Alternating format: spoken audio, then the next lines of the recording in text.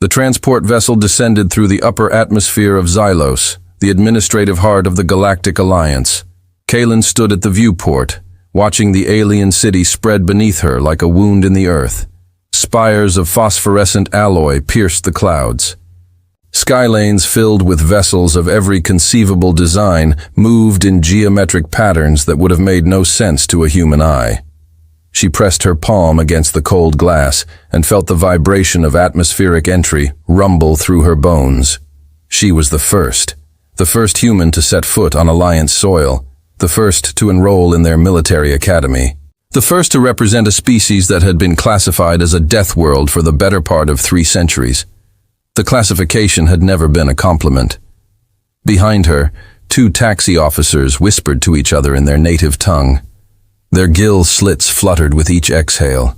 She understood their language perfectly. The translation implant behind her left ear pulsed with meaning. Look at her. Barely any armor, no natural weaponry. The file says their gravity is heavier than ours. That's the only reason they survived. Survived, not thrived. There's a difference. Kaelin didn't turn around. She had learned on Earth that turning around was an invitation. In her home world in the bad years after the collapse, you kept your back to the wall and your eyes on the exits. Old habits. The bad years had been 30 rotations ago, but trauma had a long memory. The transport docked with a soft thud. Hydraulics hissed. The pressure equalized. Kaelin picked up her single bag, a battered military duffel that had belonged to her grandfather, who had served in the Eurasian Defense Force before the world united. Before humanity looked up and realized they were not alone. The docking bay was immense, vaulted ceiling supported by ribbed arches that reminded her of whale skeletons. Cadets from a dozen species moved through the space with the practiced efficiency of military personnel. They wore uniforms of various colors: blue for the aquatic vel, crimson for the avian krill, black for the insectid zith, and everywhere the silver gray of the raxi. She knew them immediately. Tall, muscular, with elongated skulls and mandibular ridges that gave their faces a permanent sneer. They moved with the arrogant confidence of a warrior culture that had never lost a major engagement. Their home world, Rax, boasted a military tradition that predated human agriculture. Their empire spanned 70 systems. Commander Thrax stood at the center of the receiving line. He was taller than the others, his ridge plates polished to a mirror shine. His eyes were small, dark, and utterly devoid of curiosity. "Human," he said. His accent was clipped, formal, contemptuous. "You are the one." It wasn't a question. Kaelin stopped 3 mm from him, close enough to show she wasn't afraid, far enough to give her time to react. "I'm Cadet Kaelin, Earth delegation." Thrax's nostrils flared. "Your file says you requested an assignment to the combat division. Is that accurate?" "Yes, Commander." He stepped closer. His crew flanked him. 4 more Raxi, each one larger than the last. The other cadets in the bay had stopped moving. They watched with the hungry attention of a crowd awaiting entertainment. "You are a Deathworlder," Thrax said. "Your planet was classified 12 cycles ago. The report said your gravity is crushing. Your atmosphere is corrosive. Your ecosystem is designed to kill anything that attempts to inhabit it." Kaelin said nothing. She had heard these words before. They were always the same. "And yet," Thrax continued, "you stand before me, the first of your kind to attempt this." He gestured at the bay, at the academy beyond it, at the entire alliance. "Tell me, human, do you think you belong here?" The other Raxi chuckled. It was a wet, guttural sound. Kaelin met his gaze. "I think belonging is earned, Commander. I'm prepared to earn it." Thrax's smile was a weapon. "You will, starting tomorrow in the zero-gravity training hall. I want to see what a Deathworlder can do when there's no ground beneath her feet." He turned and walked away. His crew followed. The crowd dispersed, disappointed that the confrontation had ended so quickly. But Kaelin had seen something in Thrax's eyes that no one else had noticed. He was afraid. Not of her, not yet, but of what she represented. A Deathworlder who had survived a planet that should have killed her species 1,000 times over. A human who had crossed the void to stand among them. She watched him disappear through the archway and made a silent promise to herself. She would show them exactly what a Deathworlder could do. The academy dormitory was Spartan. A bunk, a desk, a viewport that looked out over the training fields. Kaylin sat on the edge of the bed and pulled up the environmental data on her datapad. Xylos's atmosphere was 22% oxygen, 78% nitrogen. A human could breathe it without, but the Raxi, whose homeworld had a methane-heavy atmosphere, required additional filtration. Their chambers were sealed and pressurized to match their native environment. That was the first thing she noted. The second was the gravity. Xylos was 0.9 g lighter than Earth. She felt light, almost floaty. Her muscles, conditioned by 1.2 g of constant pressure, had more power than they needed. She flexed her fingers. On Earth, she had been fast. Here, she would be faster. But speed wasn't the issue. The issue was that no one here understood what Earth had made her. She pulled up her medical file. The academy had run full scans during processing. They knew her bone density, her muscle mass, her cardiovascular efficiency, but they didn't understand the context. They saw the numbers, but not the story behind them. Earth had been classified as a death world because of its weather patterns, its tectonic activity, its history of mass extinctions. But what the classification missed was the single most important detail about humanity. They were survivors. Not because they were stronger, not because they were smarter, but because they had learned to recognize danger, to read the environment, to see the threat before it became lethal. Kaylin had grown up in the bad years. She had watched her mother die of radiation sickness. She had buried her father under a pile of rubble after the quake. She had survived because she had seen it coming. She had felt the tremor in the ground, tasted the metallic tang in the air, and recognized the pattern. She looked at the datapad again. The training schedule for tomorrow. Zero-gravity combat. Standard academy procedure. But the chamber they would be using was adjustable. The atmospheric mix could be calibrated to any desired concentration. It was designed to simulate different planetary environments for training purposes. Kaylin smiled. Tomorrow, she would show them what danger looked like. Tomorrow, Thrax would learn why Deathworlders were not to be mocked. She turned off the datapad and lay back on the bunk. The ceiling was unfamiliar. The air was strange. But she would adapt. She always did.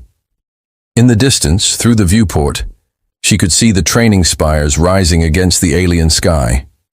Somewhere in that complex, Thrax was preparing for their confrontation. He would be laughing with his crew, joking about the primitive human who had dared to challenge them. He didn't know that she had already seen his weakness. She had seen it in his gill slits, the way they fluttered when he spoke, the way they widened when he was surprised. His species breathed methane. Her species breathed oxygen. On Earth, fire was a constant threat. Humanity had learned to control it, to weaponize it, to use it for warmth and light. But fire was just rapid oxidation, and oxidation required oxygen. Kaylin had prepared a surprise. She closed her eyes and slept. The zero-gravity training hall was a cathedral of motion. Cadets floated through the immense chamber, their bodies angled in impossible positions, firing training lasers at holographic targets that shifted and dodged with unpredictable patterns. The walls were covered in impact gel, a self-healing polymer that absorbed kinetic energy and prevented injury. The air smelled of ozone and something metallic, something alien. Kaylin stood at the entrance watching. She had never fought in zero-gravity before. On Earth, she had trained in vacuum chambers, in low-G simulation pods, in the crushed remains of buildings that had collapsed during the collapse, but never true zero-G. Thrax and his crew were already inside. They moved with the easy grace of species that had evolved in high-pressure environments. Their bodies were built for acceleration, for sudden changes in direction, for the brutal physics of space combat. They wore training harnesses that pulsed with soft light. Each pulse indicates a successful hit. Thrax spotted her and gestured. His motion was dismissive, a wave that said, "Come here, little Deathworlder." Kaylin pushed off the deck and drifted into the chamber. The transition was disorienting. Her inner ear rebelled against the absence of gravity. Her stomach lurched, but she had expected this. She had prepared for it. She forced her body to relax, to accept the new environment, to trust the training that had been drilled into her since childhood. She reached Thrax with a controlled drift. Her movements were clumsy compared to his, but she didn't care. She was learning. "Human," Thrax said. His voice came through her implant, translated into perfect English. "You survived the night. I'm impressed." "I had good accommodations, Commander." He laughed. It was a harsh, barking sound. "Accommodations? You think this is a vacation? This is the Galactic Alliance Academy. We train warriors here, not whatever you are." His crew had drifted closer. They formed a loose circle around her, weapons raised, training lasers, of course, set to stun, not to kill. But she knew how much a stun could hurt. "I came here to learn," Kaylin said, "to train to become a soldier." "You came here because you had no other option," Thrax said. "Your Deathworld is dying. Your species is desperate. You want to prove that you belong among us, but you don't. You never will." The other Raxi nodded. One of them, a female with deeper ridges on her skull, spoke. "You don't have the instincts. You don't have the heritage. You're a primitive species playing at civilization." Kaylin felt the anger rising in her chest. She suppressed it. Anger was a luxury she couldn't afford. "I'm going to give you a warning," she said. "A genuine warning." Thrax's eyes narrowed. "A warning?" "Your species breathes methane. Your atmosphere is methane-rich. Your bodies are adapted to that environment. Do you understand what that means?" He laughed again. "It means we don't need the primitive filtration systems that other species require. It means we are stronger, faster, more resilient. It means that oxygen is poison to you." The chamber went quiet. Thrax stared at her. His gill slits fluttered. "What did you say?" "You heard me," Kaylin said. "Oxygen is poison to your species. Your respiratory system cannot process it. Your cells reject it. In a high-oxygen environment, you would die." His crew shifted uncomfortably. One of them backed away, a hand raised to his throat. "You're lying," Thrax said. "You're trying to frighten us." "I'm not lying, I'm warning you. That's what I do. That's what my species does. We recognize danger. We warn others. And when they ignore us," she stopped. She didn't need to finish the sentence. Thrax's face contorted with rage. "You dare threaten me in my own training hall? I'm not threatening you. I'm giving you information. What you do with it is your choice." He lunged, not in a controlled combat motion, in a rage-fueled attack. His body propelled him forward, fists raised, claws extended. Kaylin saw it coming. She had seen it coming since the moment she entered the chamber. She twisted her body, used the momentum of her drift to spin out of his path, and watched him sail past her. His crew scattered. They didn't want to be caught in the middle. Thrax recovered quickly. He was a warrior. He had training, but he was also angry, and anger made him stupid. He turned and came at her again. This time she was ready. She caught his arm, redirected his momentum, and sent him spinning into a wall. The impact gel absorbed the collision, but he still grunted with pain. "You're holding back," he snarled. "I am," she said. "I'm not here to hurt you. I'm here to warn you." "Warn me of what? That you're weak? That your species is nothing? Warn you that the environment you're about to enter is going to kill you." He laughed again, but there was uncertainty in his eyes. "I don't believe you." "You're a liar, a Deathworlder liar." "I'm not lying." "Prove it," he said. "Tomorrow, the atmospheric chamber, full combat simulation. You and me and my crew. We'll see who dies when the environment changes." Kaylin shook her head. "That's not a good idea. Because you're afraid. Because I don't want to kill you." Thrax laughed in her face. "You couldn't kill me if you tried." His crew laughed too. The tension in the chamber dissipated. They had shown their dominance. They had mocked the primitive. They had proven their superiority. But Kaylin saw what they didn't. She saw the fear in their eyes, the uncertainty, the doubt. She had planted a seed, and that seed was going to grow. "Tomorrow," she said. "Atmospheric chamber, full combat simulation. I'll be there." Thrax grinned. "Good. I'll enjoy watching you fall." He pushed off and drifted away. His crew followed.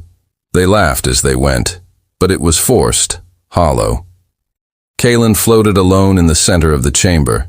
She had given them every warning. She had told them the truth. She had done everything she could. What happened tomorrow was not her fault. It was theirs. The atmospheric chamber was a marvel of Alliance engineering. It sat at the center of the Academy's advanced training complex, a sealed sphere 30 meters in diameter, capable of replicating the environmental conditions of any habitable world in the known galaxy. The walls were layered with impact gel, temperature regulators, and atmospheric sensors. The air could be heated to volcanic temperatures or cooled to cryogenic extremes. The pressure could be adjusted to match crushing depths or hard vacuum, and the atmospheric mix could be calibrated to any concentration. Kaylin stood at the observation window, watching the chamber prepare. Inside, a holographic combat simulation was already running. Alien landscapes flickered across the walls. Defensive drones hovered in the air, waiting for targets. Thrax and his crew were already inside. They moved through the simulation with practiced ease, taking down drones with precise bursts of training laser fire. They laughed as they fought. They were having fun. Commander Vex approached her.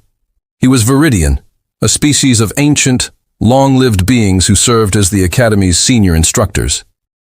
His skin was the color of moss, his eyes like twin pools of liquid silver. He moved with the slow deliberation of someone who had seen empires rise and fall. "Cadet Kaylin," he said, "I must formally advise you against this engagement." "I understand, Commander." "You don't.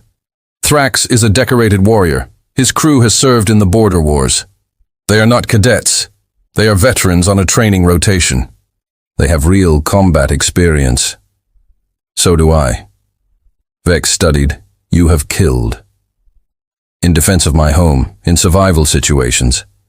I've never killed someone who didn't attack me first. And you think this will be different?" She turned to face him. "Commander, I have tried to warn them. I have told them what will happen. They refuse to listen. If they attack me, and if the environment is adjusted to my specifications, they will die." Vex's expression didn't change. "The chamber's atmospheric mix is currently calibrated to standard xylose concentrations, 22% oxygen, 78% nitrogen, breathable for most species. Then I want it adjusted. To what? To Earth normal, 35% oxygen or higher." Vex's eyes widened, a rare display of emotion. 35%. That's almost double the standard concentration. It would be dangerous for many species. I know. That's the point. You would suffocate them. I would not. Suffocate them. They would suffocate themselves. I told Thrax that oxygen is poison to his species. He didn't believe me. Now he'll see the truth." Vex was silent for a long moment. Then he nodded slowly. "I will authorize the adjustment, but I must warn you. The consequences will be severe if they are injured. They'll be dead. There is no injury. There is only survival or death." He studied her again. "You speak with the certainty of experience. I speak with the certainty of someone who has survived. Commander, I grew up on a world that wanted to kill me every day. The storms, the quakes, the fires, the floods. I learned to read the environment. I learned to recognize danger. I learned to warn others. And I learned that when they ignored the warning, she stopped. I learned that you have to let them make their choice." Vex turned to the console. "Atmospheric mix adjusting. 35% oxygen. Pressure holding at 1 atmosphere. Temperature holding at 20 degrees C." The chamber's interior shimmered as the air composition changed. Inside, Thrax looked up.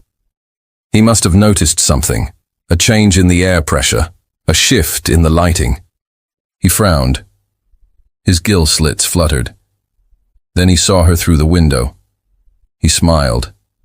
He made a gesture, a slashing motion across his throat. Kaelin didn't react. She walked to the chamber entrance. The airlock cycled. She stepped inside. The moment the door sealed behind her, she felt the change. The air was richer, thicker. It tasted like home. She had grown up breathing air that was 35% oxygen. She had trained in it, fought in it, survived in it. Her lungs were built for it. Her muscles were conditioned for it. Her blood was optimized for it. But Thrax's crew was already starting to feel the effects. One of them, the female from the training hall, coughed. Her gill slits flared open. She clutched her throat, her face contorted. "Commander," she gasped. "Something's wrong." Thrax turned. "What is it?" "The air? I can't breathe." The other Raxi were coughing now. Their movements were becoming erratic. Their coordination was failing. One of them collapsed to his knees, clutching his chest. Thrax looked at Kaelin. His eyes were wide with sudden understanding. "What did you do?" he demanded. "I told you," she said. "I gave you a warning. You chose to ignore it. Change it back. Change it back now." "I can't. The chamber is locked from the outside. The simulation doesn't end until one side is defeated." "You're insane. You're going to kill us." "I'm not going to do anything. You're doing this to yourselves. Your bodies are rejecting the oxygen. You're suffocating in air that I can breathe freely." Thrax lunged at her. His claws extended, his face twisted with rage and fear. But his body was already failing. His movements were slow, uncoordinated. She stepped aside easily, watching him stumble past. "You should have listened," she said. "I gave you every chance." Thrax tried to turn. His legs gave out. He fell to his knees. His gill slits flared wide, gasping for air that was killing him. "Please," he gasped. "Please help." Kaelin looked at him. She felt no satisfaction, no joy, only a deep, bone-weary sadness. "I gave you a warning," she said. "You chose to ignore it. This is the consequence of that choice." She pressed her palm against the emergency release. The chamber door cycled open. Medical teams rushed in, their equipment already deployed. But it was too late. Thrax collapsed. His body convulsed. His eyes rolled back. Kaelin walked out of the chamber without looking back.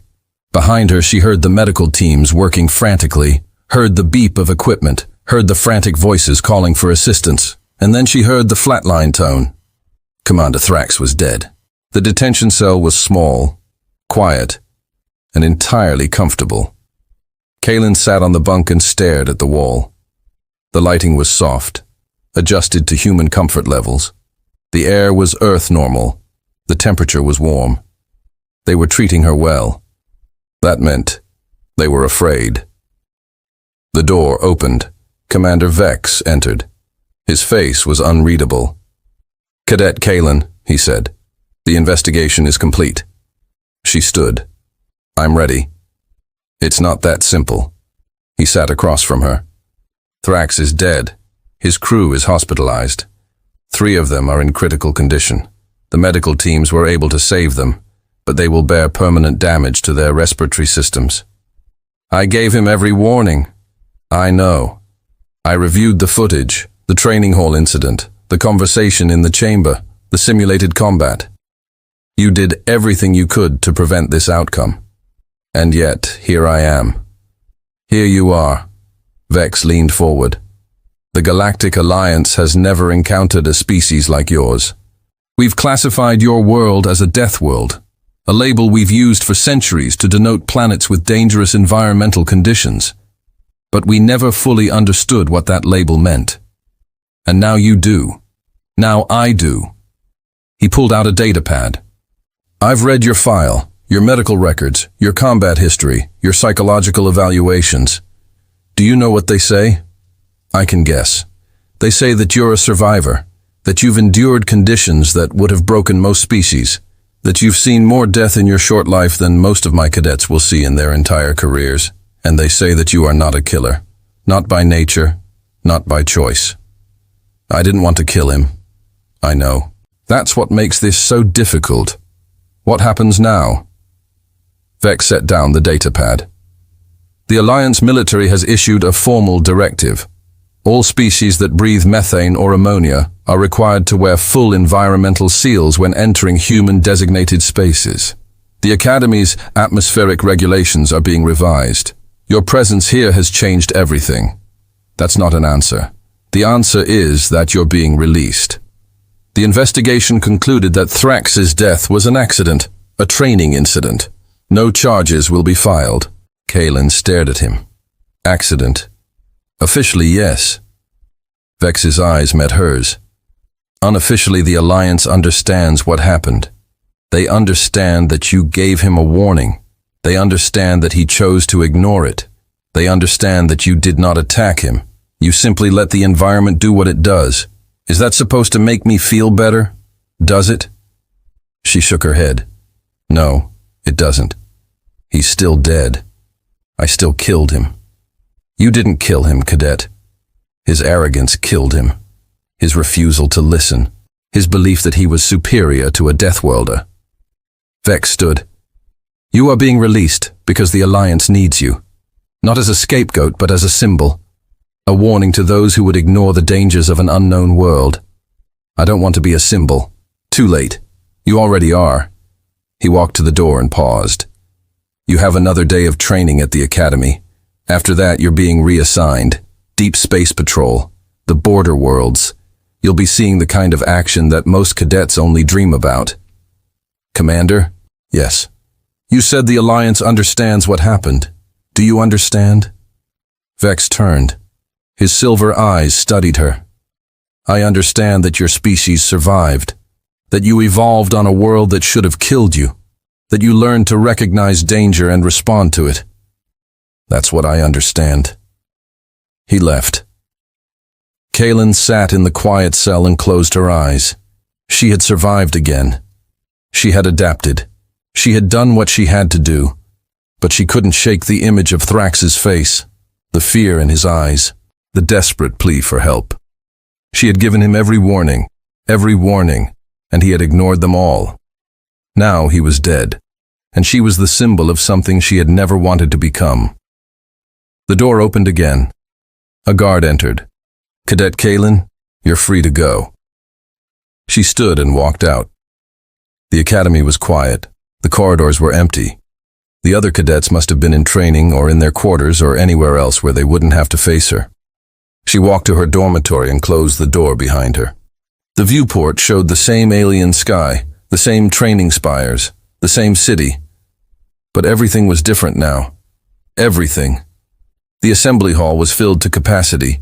Cadets from every species crowded the tiered seating, their eyes fixed on the podium. The air was thick with tension, with fear, with curiosity.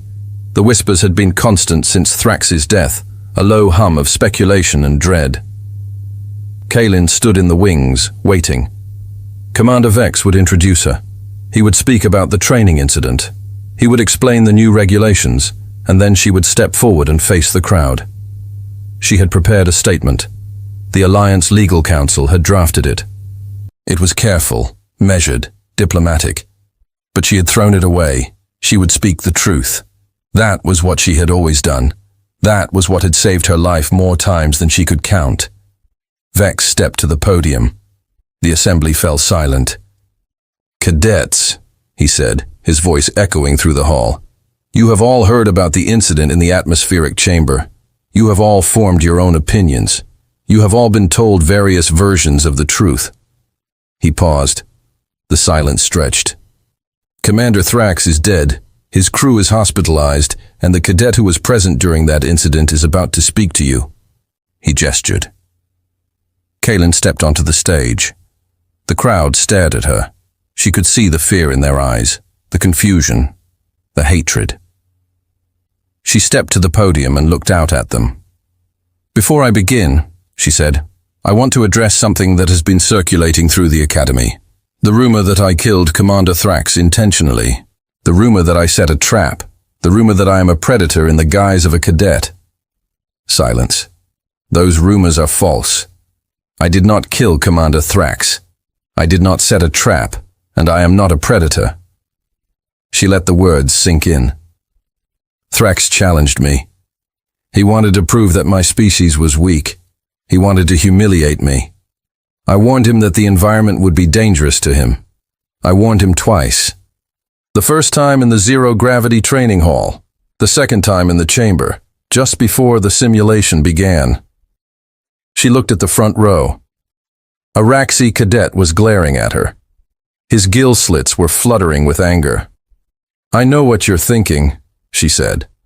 You're thinking that I should have done more, that I should have refused the challenge, that I should have found another way to avoid the confrontation. But the truth is, I did everything I could. I gave him every warning. He chose to ignore them. The Raxi cadet stood. You're a murderer. You killed him because he offended you. I didn't kill him. His body killed him. His respiratory system failed because it was exposed to an environment it couldn't handle. I didn't touch him. I didn't attack him. I simply stood there and watched while his biology did what biology does. You could have stopped it. You could have ended the simulation. The simulation was locked.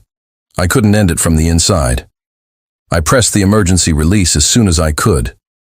The medical teams were there within seconds. It wasn't enough. It was never going to be enough. The taxi cadet sat down. His face was pale beneath his ridge plates. Kalen continued. I grew up on a death world. That's what you call it, but to me it was just home. It was the only home I ever knew. The storms, the quakes, the fires, the floods, they weren't enemies, they were just the environment. I learned to adapt. I learned to survive. I learned to recognize danger and respond to it. She looked out at the assembly. That's what I did in the chamber. I recognized the danger. I warned Thrax. He refused to listen, and now he's dead. His death is a tragedy. It's a waste of a warrior's life, but it's also a lesson that all of you need to learn. She leaned forward. Her voice dropped. The galaxy is full of death worlds. Worlds that are dangerous, hostile, lethal, but every world has its survivors. Every world has its native species, and every one of those species has learned to adapt to their environment. They have learned to read the signs, to recognize the threats, to survive. She paused. I didn't come to this academy to kill anyone. I came to learn, to train, to become a soldier. I came because I wanted to prove that my species has a place in the galaxy, and I will prove it. Not through violence, not through conquest, through survival, through adaptation, through the simple, relentless determination to keep going. The hall was silent. I am sorry for Thrax's death. I am sorry for his crew. I am sorry for the pain that this incident has caused. But I am not sorry for the warnings I gave. I am not sorry for trying to prevent this outcome. And I am not sorry for being who I am. She stepped back from the podium. Thank you. The border worlds were a different kind of danger. Kalen had been assigned to the patrol vessel Resolute, an aging frigate that had seen better centuries. The crew was small, 23 officers, most of them aliens, all of them wary of her. The ship's captain, a scarred Val named Korsh, had welcomed her with a handshake and a warning. You follow my orders, human. You follow my rules, and we get along fine. She had agreed. She always agreed. It was easier that way. The patrol routes took them through the contested zones, regions of space where the Alliance's authority was challenged by pirate fleets, rogue states, and the occasional alien predator that drifted through from the dark between stars. They saw action. They saw death. They saw the kind of violence that made the Academy feel like a distant dream. And they saw Kalen in action. It started with a boarding action. A pirate vessel had seized a civilian transport. The Resolute had responded. Korsh had ordered a boarding party, the standard Alliance team of 8 trained soldiers. Kalen had volunteered. Your species lacks combat experience in 0G, Korsh had said. I'm a Deathworlder, Captain. My species has been fighting for survival since before we could walk upright. We know how to fight. He had let her go. The battle was brief. The pirates were unprepared. They had expected a standard Alliance boarding action, precision, protocol, restraint. They hadn't expected humans. Kaylin moved through the captured vessel like a predator. Her body was faster, stronger, more coordinated than any of her opponents. She used the walls, the ceilings, the corridors of the ship as weapons. She understood geometry in ways that the pirates didn't. She had been fighting in confined spaces since she was old enough to remember. The pirates surrendered within 8 minutes. Korsh had looked at her with something approaching respect. You fight like a demon. I fight like someone who wants to survive. The patrol continued. More encounters, more battles, more demonstrations of the terrifying effectiveness of the Deathworld her. The crew stopped being wary. They started to trust her. She had earned it. But she knew that the real test was yet to come. The Alliance was watching. The High Command, the politicians, the diplomats, they were all waiting to see what the human would do. Would she prove to be a soldier, a weapon, a threat? Kaylin didn't care. She had stopped caring about what others thought. She had a job to do, and she was going to do it. The patrol took them to the edge of the contested zone, to a region of space that was rumored to be haunted by something worse than pirates, something ancient, something that didn't care about the petty squabbles of modern species. Kaylin stood on the bridge and watched the sensors. The readings were strange. Energy fluctuations that didn't match any known signature, gravity anomalies that shouldn't have existed. Something was out there. Captain, she said, I think we should turn back. Korsh frowned. Why? Because something is out there. Something that doesn't want to be found. That's an instinct, not a reason. It's a Deathworld instinct. It's kept my species alive for 1,000,000 years. I'm telling you, Captain, we should turn back. Korsh looked at the sensors. He looked at her. He made a decision. Helm, reverse course. Return to standard patrol pattern. The Resolute turned. The anomalies faded from the sensors.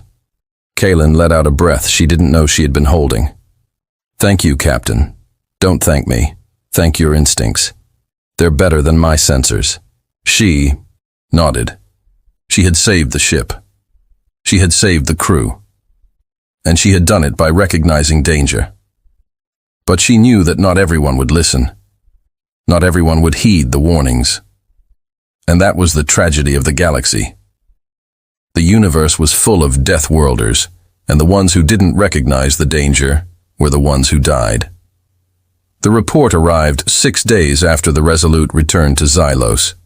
Kaylin was in her quarters reviewing patrol logs when the message came through. It was from Commander Vex. His face was grim. Cadet Kaylin, there's been an incident. A Araxi vessel entered the anomalous region you detected. They ignored the warnings. They wanted to investigate. Her blood ran cold. What happened? We don't know. The vessel is gone. No debris, no signal, nothing. The anomalies are still there, but the ship has vanished. She stared at the screen. I gave them a warning. I told them to stay away. I know, but they didn't listen. They thought they knew better. They thought the Deathworlder was being paranoid. Paranoid. She laughed. It was a bitter sound. They thought I was being paranoid. Were you?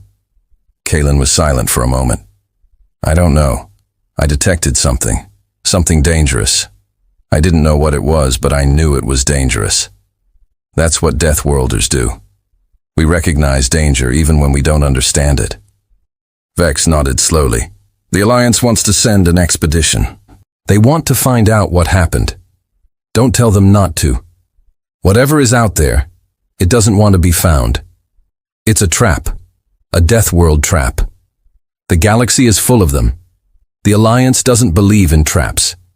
They believe in science, in exploration. They believe in their own superiority. That's what Thrax believed, and he's dead. Vex's expression didn't change. I can't stop the expedition, but I can recommend that you be included. Your instincts might save lives. Kaylin closed her eyes. She had tried to warn them. She had done everything she could. But they wouldn't listen. Just like Thrax. Commander, you can't save someone who doesn't want to be saved. I've learned that lesson too many times. I know, but maybe you can save the ones who are willing to listen. She opened her eyes. What are you saying? I'm saying that you have a choice. You can walk away. You can let the expedition go and face whatever is out there, or you can join them. You can try to protect them. You can be their warning. Kaylin thought about it. She thought about Earth, about the bad years, about her mother and father, and everyone she had lost. And she thought about Thrax. She had given him every warning, every chance, and he had thrown them away. But maybe, just maybe, there was someone out there who would listen, someone who would trust the Deathworlder. Tell them I'll go, she said. Tell them I'll be their warning. Vex nodded. I'll make the arrangements. The screen went dark. Kaylin sat in the silence of her quarters and stared at the wall. She was going back to the danger, back to the unknown. But this time, she wasn't going alone. She was taking the Alliance with her. And whether they liked it or not, they were going to listen. The expedition fleet assembled at the edge of the contested zone. 7 vessels ranging from science ships to heavy cruisers, 1,000 officers, scientists, and soldiers. The largest Alliance expedition in decades. Kaylin stood on the bridge of the flagship, watching the formation take shape. Commander Vex was beside her. His silver eyes were fixed on the viewport, scanning the darkness beyond. The anomalies are still there, he said. The energy readings are consistent with the previous report. But there's something else. A signal, faint but repeating. Signal? Distress. A standard Alliance emergency beacon. It must be coming from the missing vessel. Kaylin felt a chill run down her spine. A distress signal after 6 days? That's not a good sign. No, it's not. But the fleet is moving forward. They want answers. The answers are going to kill them. Vex turned to her. What do you think is out there? I don't know. But I know it's dangerous. I know it doesn't want to be found. And I know that if we push too hard, we're going to lose people. Then what do you propose? Kaylin thought about it. She thought about all the warnings she had given, all the people who had ignored her, and she made a decision. Give me a shuttle. Let me go alone. I'll investigate the beacon. If I find something dangerous, I'll signal you. If I don't signal you, you turn around and go home. Vex stared at her. You want to go alone? I'm a Deathworlder. I'm used to danger. I'm used to making decisions that keep people alive. Trust me. He was silent for a long moment. Then he nodded. Take a shuttle. Report back every hour. If you don't check in, we'll come looking for you. You won't find me, but you'll find the danger, and you'll run. He didn't argue. He didn't try to stop her. He simply nodded.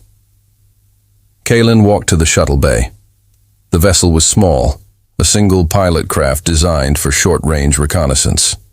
She sealed the hatch and powered up the engines. The shuttle lifted off. She flew toward the anomaly. The sensors went wild.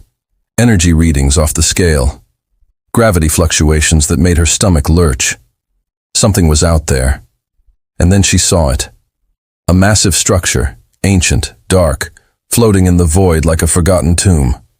The distress signal was coming from the structure. It pulsed from deep within the ancient hall. Kaylin approached carefully. She scanned the surface. There was an opening, a docking port large enough for her shuttle. She maneuvered inside. The interior was dark. The air was cold. There was no light, no movement, no sound. She stepped out of the shuttle, her suit's lights illuminating the corridor ahead. And then she saw them. The Raxi vessel, the missing ship. It was embedded in the wall, crushed like a paper toy. And the crew was gone. Not dead, just gone. She scanned the area. The life signs were negative. No organic matter, no remains, nothing. And then she heard it. A voice whispering, calling her name. She turned. There was nothing there. But she recognized the voice. It was Thrax. "You should have listened," she said. "I warned you. I told you to stay away." The voice laughed. It was a cruel, mocking sound. "Deathworlder," it said. "So certain, so sure, so arrogant." "I'm not arrogant. I'm a survivor. And I'm warning you again, turn back. Leave this place. Whatever you are, you don't want to fight me." The voice laughed again. "Fight you? I don't want to fight you. I want to study you. You're fascinating, Deathworlder, so full of fear, so full of caution, so full of warnings. And I'm warning you, leave now." The voice was silent for a moment. "You can't threaten me, Deathworlder. I am older than you, older than your species, older than your planet. I don't care how old you are. I care about survival, my survival, and the survival of everyone I'm trying to protect." The voice laughed again. "Then I'll make you a deal. You leave. You forget you ever saw this place, and I'll let your fleet go." Kaylin thought about it. She thought about the crew, the ships, the 1,000 officers, scientists, and soldiers. She thought about Thrax, about how he had refused to listen, and she made a decision. "Deal," she said. "I'll leave, but only if you swear to stay away from the Alliance. Stay in your dark corner. Don't bother anyone, and I won't tell anyone about you." The voice was silent. "Swear it," she demanded. "I swear," the voice said. "I will stay in my dark corner. I won't bother anyone." "Good." Kaylin walked back to her shuttle. She powered up the engines. She flew out of the structure. The anomalies faded. The energy readings returned to normal. She signaled the fleet. "This is Kaylin. I found the missing vessel. It's gone. The crew is gone. There's nothing here. Turn around. Go home." The fleet turned. They left the contested zone. Kaylin flew back to the flagship. She stepped onto the bridge. Vex looked at her. "What happened out there?" "I found the truth and I buried it." He studied her. "That's not an answer. It's the only answer you're going to get." She walked to her quarters and closed the door. She had survived again. She had adapted. She had done what she had to do. But she knew that the voice would be back. She knew that the structure was still out there. And she knew that one day someone else would find it. And when they did, they would need a Deathworlder to warn them. She lay down on her bunk and closed her eyes.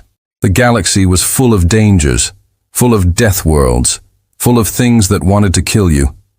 But she was a human, a Deathworlder, a survivor, and she would always be ready to give the warning. Whether they listened or not, the end